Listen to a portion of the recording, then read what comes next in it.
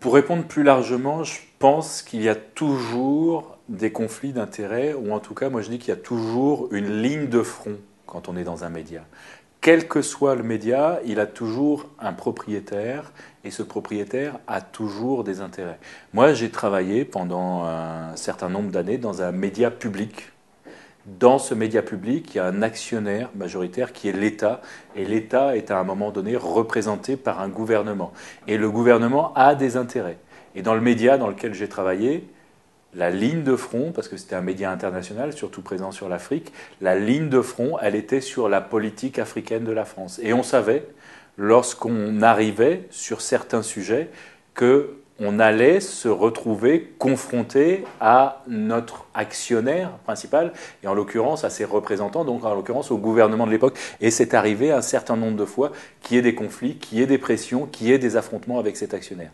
Je pense, même si je n'en ai aucune connaissance personnelle, que lorsqu'on est dans un média dont l'actionnaire est une banque, on se retrouve confronté au même genre de problème sur ce qui est important ou ce qui est critique à un moment donné pour la banque qui est l'actionnaire du média.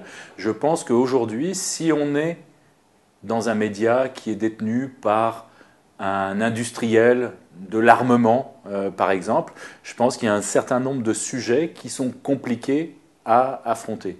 Donc la question, et ça sera, je pense, toujours le cas, la question c'est qu'on ait un environnement médiatique suffisamment pluraliste pour que toutes les lignes de front ne soient pas au même endroit. Donc si on n'a que des banques comme actionnaires des médias, je pense que c'est un problème, puisque toutes les lignes de front vont être plus ou moins au même endroit.